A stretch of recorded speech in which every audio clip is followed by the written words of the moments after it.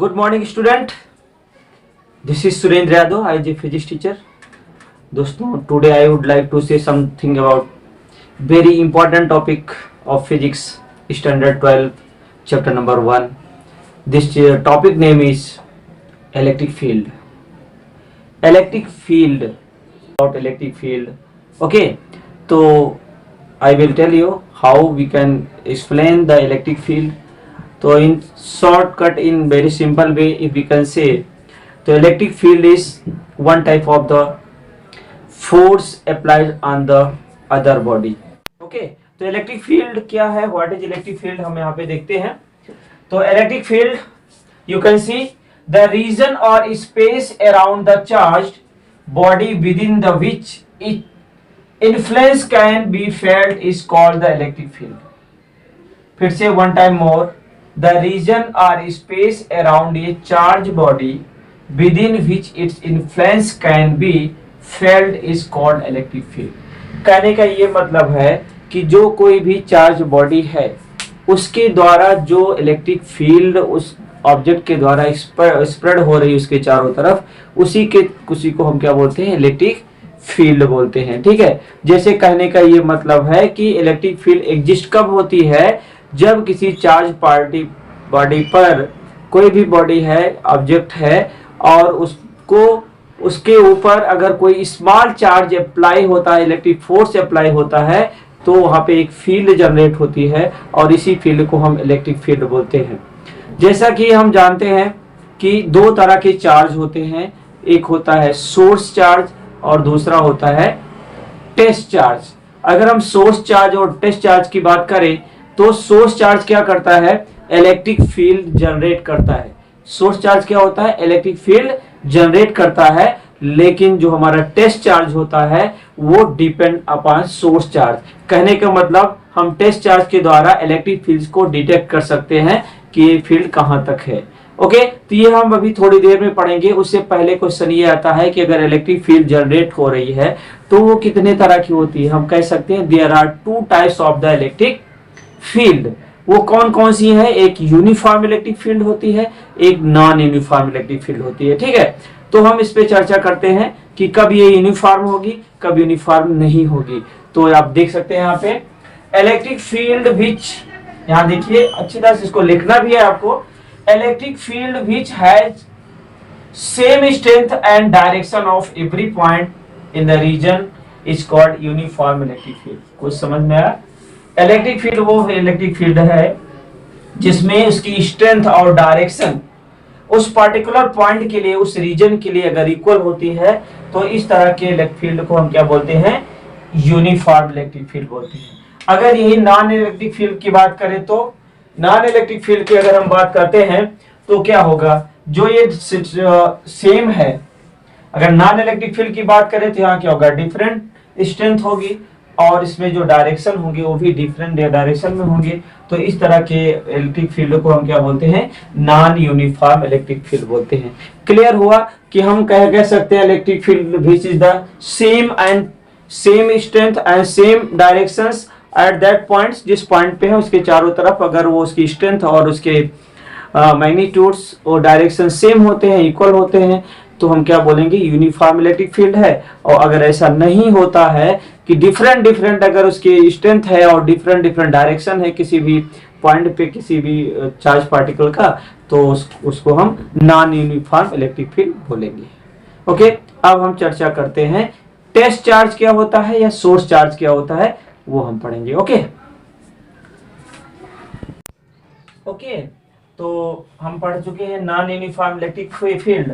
अगर हम कहें कि इलेक्ट्रिक फील्ड को सबसे पहले बताने वाले या इसको क्रेडिट किसको मिलती है, तो आप लोगों को पता होगा कि इसकी क्रेडिट किसको मिलती है. बताओगे क्या, किसी को मालूम है इसमें से?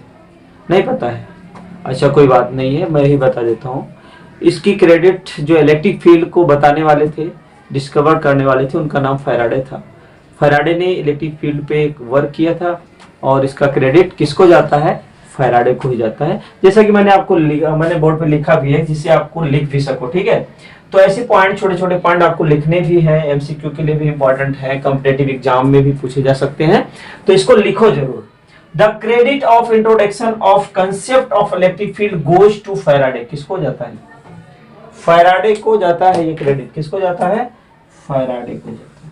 ठीक है, जैसे क्या सिंपल है, कभी पूछ लिया जाता है uniform and non uniform electric field क्या है, तो आप बता पाओगे जब आप एक बार ध्यान से इसको पढ़े होगे, सुने होगे और लिखे होगे, तो आप रिवाइज भी कर सकते हो। ठीक है, अब उसके बाद जो मेन दो चार्ज होते हैं इलेक्ट्रिक फील्ड में, दो चीजें होती हैं, एक सोर्स चार्ज होता है और एक टेस्ट चार्ज होता है, और इससे आप लोग काफी फेमिलियर हैं। इसको डिफाइन करना है तो कैसे बोलेंगे? The point charge producing electric field is known as source charge. कहने का मतलब वो पॉइंट चार्ज जिसके द्वारा इलेक्ट्रिक फील्ड जनरेट होती है, प्रोड्यूस होती है, उत्पन्न होती है, उसी को हम क्या बोलते हैं? सोर्स चार्ज बोलते हैं। अगर इसका एग्जांपल लेना है तो क्या बता सकते हो? जैसे पावर हाउस है, वो क्या करती है? इलेक्ट्रिसिटी को प्रोड्यूस करती है, उत्पन्न करती है। तुम्हारे यहाँ जो पावर सप्लाई आती है वो क्या है? सोर्स चार्ज है, क्योंकि जो तुम्हारे घर में बोर्ड लगा होता है तो वहां तक पावर आती है, बट उसकी स्विच को ऑफ कर दो तो क्या पावर सप्लाई होगी? नहीं होगी। तो जहां से इलेक्ट्रिसिटी प्रोड्यूस हो, जैसे बोर्ड में घर का मेन जो स्विच बोर्ड है वहां तक पावर सप्लाई है, लेकिन उसके बाद की जो स्विच है ऑफ रखोगे तो क्या कहीं बल्ब जलेगा? कहीं इलेक्ट्रिसिटी प्रोड्यूस होगी, मतलब वो उत्पन्न होगी कि नहीं होगी? नहीं होगी ना। अगर हमें चेक करना है कि पावर सप्लाई आ रही है कि नहीं आ रही है, तो उसके लिए हमें एक डिटेक्टर के का यूज करना पड़ता है, वही हमारा टेस्ट चार्ज है। सोर्स चार्ज क्या? सोर्स तो सप्लाई हो रही है, वो हमारा सोर्स है जो इलेक्ट्रिक फील्ड को जनरेट कर रही है। ऐसे हम इलेक्ट्रिक फील्ड को हम डायरेक्ट टच करेंगे तो क्या होगा? दिखेगा तो नहीं, लेकिन हमें झटका लगेगा या फिर हमारी डेथ भी हो सकती है। तो ऐसी चीजें हमें नहीं करना है। तो अगर हमें चेक करना है इलेक्ट्रिसिटी आ रही है बोर्ड में या नहीं आ रही है, और मान लो पावर सप्लाई ब्लॉक है, कुछ हमें पता नहीं, चली गई है इलेक्ट्रिसिटी, हमें चेक करना है, तो हम टेस्टर का यूज करते हैं। टेस्टर जब उस पर लगाते हैं तो वहां क्या होता है? टेस्टर में एक लाइट जलती है जिसके द्वारा हमें पता चलता है कि इलेक्ट्रिसिटी है। तो टेस्टर क्या करता है? टेस्ट करता है। वही चीज हम आपको बताने वाले हैं कि जो सप्लाई आ रही है वो सोर्स चार्ज है, और जिसके द्वारा हम टेस्ट कर रहे हैं वो हमारा टेस्ट चार्ज है। और टेस्ट चार्ज कैसे होता है, जैसे आप देख सकते हो, पहले इसको डिफाइन कैसे करना लिख लो। टेस्ट चार्ज, ये very small charge experiencing to the electrostatic force in electric field of the source charge is known as test charge. जैसे क्या है कि आपके घर में पावर सप्लाई है और स्विच ऑन कर दिया, लेकिन वहां पे बल्ब को कनेक्ट नहीं किया है, लेकिन पावर आ रही है, तो कैसे चेक करोगे? बल्ब लगा दो, वहां पे स्विच ऑन कर दो, अगर वो पावर सप्लाई आ रही है तो टेस्टर के द्वारा चेक हो गया ना। पहले आप देखो कि बड़ी बड़ी जो बिल्डिंगें होती हैं, जो कंस्ट्रक्शन का काम करते हैं, तो बल्ब लिए होते हैं, दो वायर लगे होते हैं, स्विच बोर्ड में लगाते हैं, बल्ब जल रहा है, तो क्या पावर सप्लाई आ रही? तो टेस्ट कैसे हुआ कि बल्ब तक, वहां से स्विच बोर्ड से लेके बल्ब तक जो सप्लाई हुई वो बता रहा टेस्ट हो रहा, टेस्टिंग हो रही, तो इलेक्ट्रिक फील्ड वहां तक जनरेट हुई। अगर सोर्स में इलेक्ट्रिसिटी नहीं है तो क्या टेस्ट चार्ज में इलेक्ट्रिसिटी बताएगा? नहीं बताएगा। तो टेस्ट चार्ज किस पे डिपेंड है? सोर्स चार्ज पे है, और सोर्स चार्ज टेस्ट चार्ज पे डिपेंड नहीं होता है। ठीक है, तो ये चीजें बहुत ध्यान से समझिए कि सोर्स चार्ज इलेक्ट्रिसिटी प्रोड्यूस करता है, लेकिन टेस्ट चार्ज उसको टेस्ट करता है, डिटेक्ट करता है, और वो totally depend upon source charge होता है, सोर्स चार्ज पे डिपेंड होता है, ना कि टेस्ट चार्ज पे। तो ये डिटेक्टर का काम भी करता है। तो आप देख सकते हो, मैंने वो भी लिख दिया है कि टेस्ट चार्ज होता क्या है। हमने लिखा है कि very small charge experiencing in the electrostatic force in electric field of a source charge is known as test charge. Test charge act as a detector of electric field.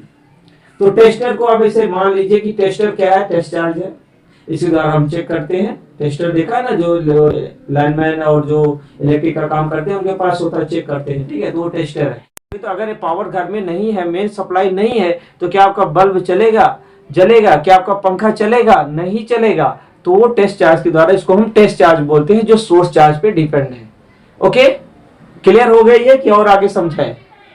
Okay, तो next topic हम अभी उसके आगे जो continue करने वाले हैं वो बताने वाले। ये क्लियर हो गया तो आगे बताते हैं। ठीक है, लिख लिया आप लोगों ने? ठीक है, ओके। तो अब हम पढ़ेंगे इलेक्ट्रिक फील्ड इंटेंसिटी, जैसा कि हम इसके पहले पढ़ चुके थे। हमने क्या पढ़ा? What have I have read, test charge and source charge, detector भी पढ़े। ठीक है, तो अब हम पढ़ेंगे कि इलेक्ट्रिक फील्ड इंटेंसिटी क्या होती है और सबसे पहले तो हमें ये पता होना चाहिए कि इलेक्ट्रिक फील्ड इंटेंसिटी एक वेक्टर क्वांटिटी है। कौन सा क्वांटिटी है? वेक्टर क्वांटिटी है, जिसको हम किससे डिनोट करते हैं? कैपिटल ई से। किससे डिनोट करते हैं? कैपिटल ई से। अब इसको डिफिनेशन क्या है आपको लिखना पड़ेगा, तो क्या लिखोगे? The electric field intensity due to source charge at any point in the electric field is defined as the force experienced by a unit positive charge placed at that point। कहने का ये मतलब है कि अगर हमें किसी भी पॉइंट पे इलेक्ट्रिक फील्ड जनरेट करना है तो उसको उसके जो टेस्ट चार्ज है और उसका फोर्स का जो रेशियो होता है उसको हम इलेक्ट्रिक फील्ड बोलते हैं। कहने का मतलब उस पॉइंट के लिए जो इलेक्ट्रिक फोर्स जनरेट हो रहा है टेस्ट चार्ज के द्वारा, उसी को हम क्या बोलते हैं? इलेक्ट्रिक फील्ड इंटेंसिटी बोलते हैं। एक बार फिर से हम पढ़ते हैं, the electric field intensity due to source charge. Source मतलब जहां से इलेक्ट्रिसिटी जनरेट हो रही है।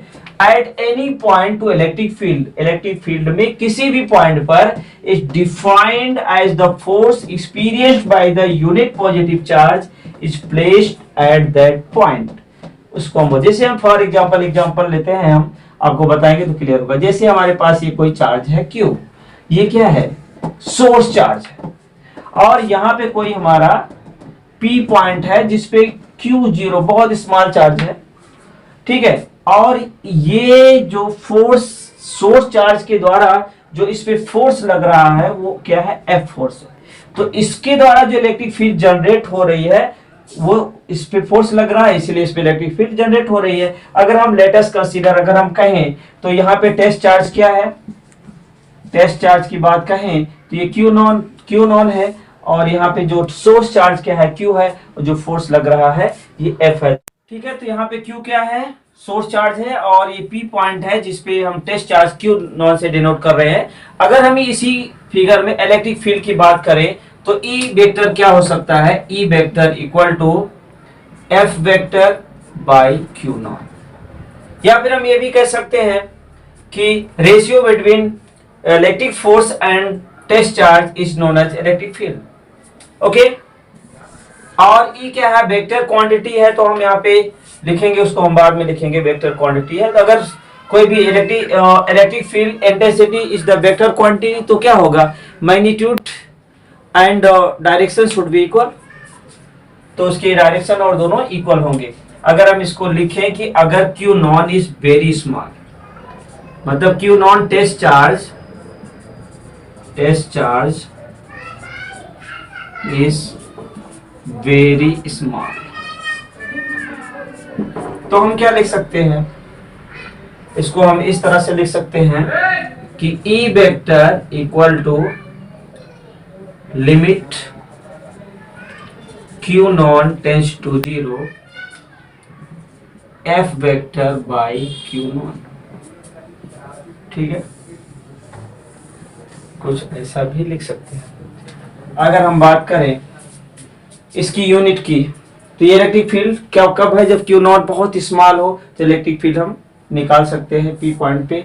और ये formula limit F tends to 0 Q not tends to 0 and F बाई Q नॉन वेक्टर, ओके। अगर हम इसका डायमेंशनल फार्मूला निकालना चाहें या यूनिट निकालना चाहें तो कैसे निकालेंगे? तो सबसे पहले हम क्या निकालेंगे? Unit of electric field. क्या निकालेंगे? लिखिए, इसको भी लिखिए आप लोग। Unit of electric field intensity, okay. तो क्या हो सकता है यूनिट? अब हमें E इक्वल टू पता है, E vector equal to F vector by Q naught. अब कितने लोगों को पता है कि फोर्स की यूनिट क्या है? फोर्स की यूनिट क्या है बताइए? हाँ पता है, हाँ ठीक। क्या बता रहे? अच्छा, न्यूटन।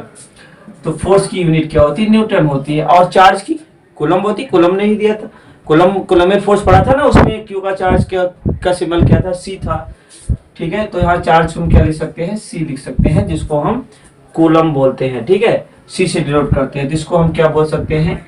न्यूटन पर कूलम। क्या बोल सकते हैं? न्यूटन पर कूलम। अब आता है डायमेंशनल फार्मूला अगर निकालना है तो डायमेंशनल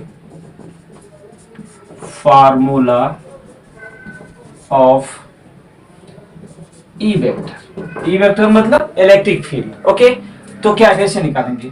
तो फार्मूला तो यही होगा। फार्मूला क्या होगा? F vector by Q vector. ठीक है, ध्यान से समझना। और मोस्टली सभी लोगों को ये पता होगा कि फोर्स का डायमेंशनल फार्मूला क्या होता है। कौन बताएगा? चलो मैं लिख देता हूं।